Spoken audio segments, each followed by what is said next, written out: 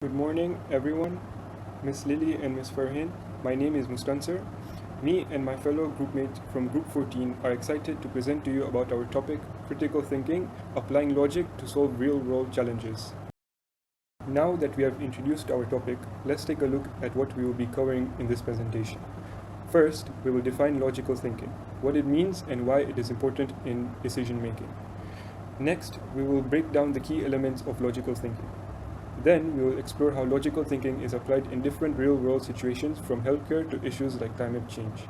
Finally, we will wrap it up with a conclusion. In today's complex world, critical thinking and logical reasoning are essential tools for addressing challenges. What if the solutions to some of these challenges lie in how we think and not just what we do? Let's begin by understanding what logical thinking is. Logical thinking is the ability to reason, evaluate information, and reach conclusions in a structured and methodical way. It helps us to analyze problems, make sense of complex situations, and make sound decisions based on facts rather than emotions or assumptions. At its core, logical thinking relies on key principles such as deductive reasoning and inductive reasoning. Today, I will be talking about the 12 elements of logical thinking. These elements help us analyze information, make sound decisions, and construct strong arguments. By understanding these principles, we can improve our reasoning skills and avoid common logical mistakes. The first one, premises. Premises are the statements or facts that form the foundations of an argument. Next, inference. Inference are conclusions drawn from premises. The third one, evidence. Evidence support claims with data, facts, or observations. Assumption. Assumptions are things we take for granted without proof. Implications. Implications are the indirect consequence of an argument or action. Consistency. Consistency means our reasoning should not contradict itself. Relevance means focusing only on information that directly supports the argument. Clarity. Clarity ensures that arguments are easy to understand. Validity. Validity means the arguments follow logical rules and structures. Counter-arguments. Counter-arguments challenge an argument by presenting an opposing viewpoint.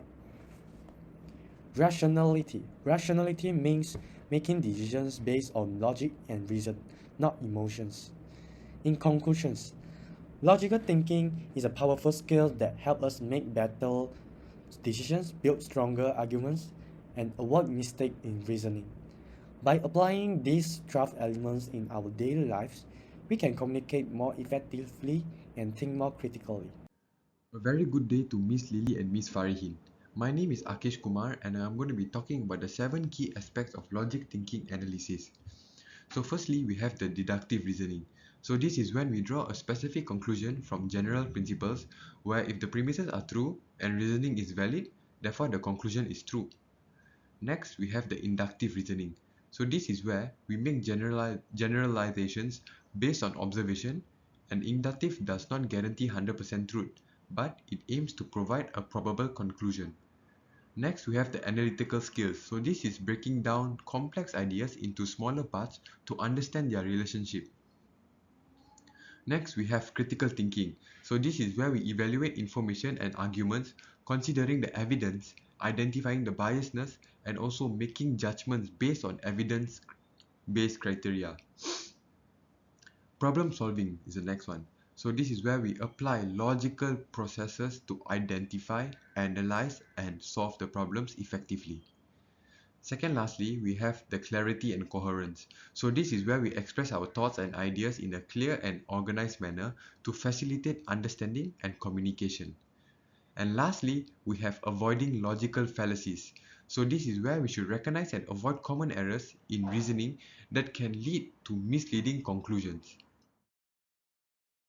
Morning to all lecturers and friends. My name is Sean, and I'll be talking about the first real-world situation, which is inadequate access to health services. As health services continue to expand in city centers, we do not realize, but the disparity between the access in near city areas and village areas continue to grow. This is because the communities that live in rural areas face a lack of access to health services, and this can negatively impact them. So for the first argument, we have the access in rural areas, where the geographical barriers such as the distance to hospital and clinics, which takes several hours sometimes for residents to travel to, or the lack of public transportation, where public transportation are limited or non-existent in rural areas, and the poorer conditions, where many rural areas have unmaintained or unpaved roads which could be difficult to navigate or drive on during bad weather. So for clarity, many rural residents in East Malaysia travels more than 50 kilometers to access a health clinic or hospital. For the second argument, we have the shortage of professionals, which could be due to several reasons, such as the living conditions, where living conditions on the rural areas cannot be compared to those in the city centers because some basic necessities aren't met in rural areas. Furthermore, there's also a lack of infrastructure, such as the surgical rooms or surgical equipments that need to be used for certain treatments. Lastly, there are also lack of opportunities in the rural areas to gain a high wage and a promotion to a certain position for doctors, where they would not be ideal for them to further their career in rural areas. So for evidence, the Ministry of Health reported that rural areas were significantly underserved in the year 2020. Hello everyone, my name is Zen. In many rural areas, people travel long distances just to see a doctor. The solution to that is to build more rural health clinics like community clinic and district hospital to reduce the traveling time for medical care instead of traveling to the furthest hospital. Second, many rural clinics lack the proper medical equipment, forcing patients to travel far for medical treatment. By upgrading existing clinics, it will ensure better medical equipment, treatment, and emergency care for patients to not travel far from their home. Lastly, enhancing telemedicine and mobile clinic will expand telehealth services that allows doctors to have online consultation via video call for minor health concern, and also have traveling medical team to reach remote area equipped with basic medical tools to treat basic cares. By investing in this solution, we can make healthcare accessible to everyone, no matter where they live. One of the biggest challenges in rural healthcare is the lack of doctors and nurses. To address this, we need strong incentives to encourage healthcare workers to work in rural areas.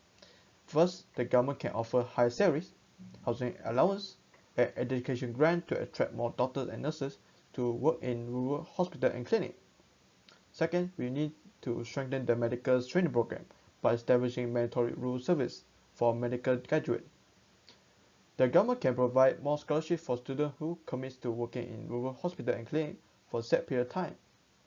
Finally, improving infrastructure is also the key. Many doctors tend to avoid rural areas due to poor living conditions and lack of proper transport. By building better housing and transport facilities, we can make this job more appealing and improve healthcare access to everyone else. With this strategy, we can reduce doctor shortage and assure quality healthcare reaches to every corner. Hi, my name is Jude Victor, and today I want to talk about the challenges that affect every corner of our planet. Climate change. Climate change is not just a distant threat, it is a reality that we are living through. It refers to a long-term shift we see in global temperature, weather patterns, and climate system. But what drives these changes? The answer lies in human activity. When we burn fossil fuel, cut down forests, and carry out large-scale industrial process, we release greenhouse gases into the atmosphere. These gases act like a blanket, trapping heat and causing the Earth to warm at an alarming rate. Let's talk about one scenario.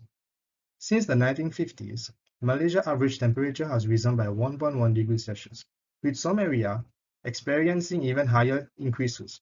In 2023, the northern state of Kedah and Perak endured extreme heat with temperature above 37 degrees Celsius for several weeks. It was one of the hottest years ever recorded in the country. These rising temperatures serve as a stark reminder that climate change is not just a global issue. It's a local reality that affects our communities and environment and our future. Arguments. Our reliance on burning coal oil, and natural gases for energy and transportation is the largest source of carbon dioxide emission in the country. In fact, fossil fuel accounts for 80% of Malaysia's energy consumption, according to the International Energy Agency.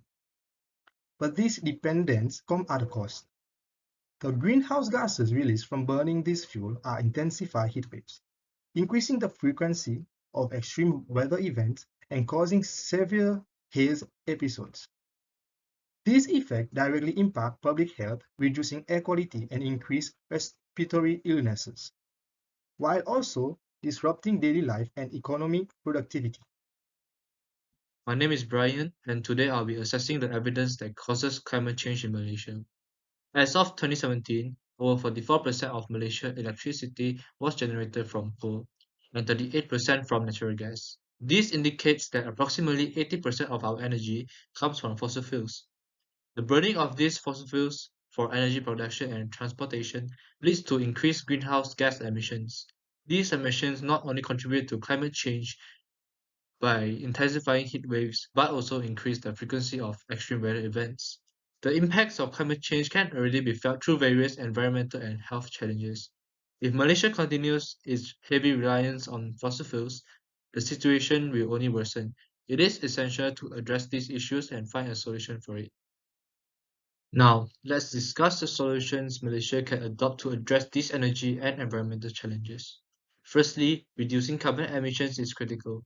Malaysia can mitigate greenhouse gas emissions by transitioning to renewable energy sources such as solar, wind, and hydropower. We must also conserve forests, which act as vital carbon sinks, and improve overall energy efficiency in both households and industries. Secondly, strengthening environmental policies will play a crucial role. Malaysia could introduce a carbon tax on industries with high emissions, such as energy and transportation sectors. This would provide a financial incentive for businesses to adopt cleaner technologies and reduce their carbon footprint. Lastly, solar power adoption can significantly reduce our reliance on fossil fuels. By subsidizing the installation of solar panels, the government can encourage businesses and homeowners to switch to clean energy. Since fossil fuels account for 80% of Malaysia's energy consumption, moving towards renewable energy will greatly reduce our greenhouse gas emissions. My name is Isabella, and today I will discuss the real-world application of logical thinking in identifying misinformation and fake news. With so much content available online, it is easy to come across misleading information. When misinformation spreads quickly, it can significantly influence public opinion and decision-making. That's why logical thinking is more important than ever, as it helps us assess the validity of information before sharing it. During the COVID-19 outbreak, a rumor spread on social media claiming that the vaccine caused infertility in women. Some posts even falsely cited vaccine safety monitoring systems, like the V-Safe after vaccination health checker, misrepresenting data to suggest an 82% miscarriage rate after vaccination. This misinformation contributed to increased vaccine hesitancy among certain groups. One major cause of vaccine hesitancy was the spread of unverified claims on social media. Some posts falsely suggested that antibodies from the mRNA COVID-19 vaccine could attack a placenta protein called syncytin-1, leading to infertility. This misinformation fueled public fear and skepticism about the vaccine. Experts from the Yale School of Medicine have confirmed that there is no scientific evidence to support the infertility claim. One expert explained that if the spike protein from the vaccine caused infertility, then a natural COVID-19 infection would do the same, yet no one made that argument.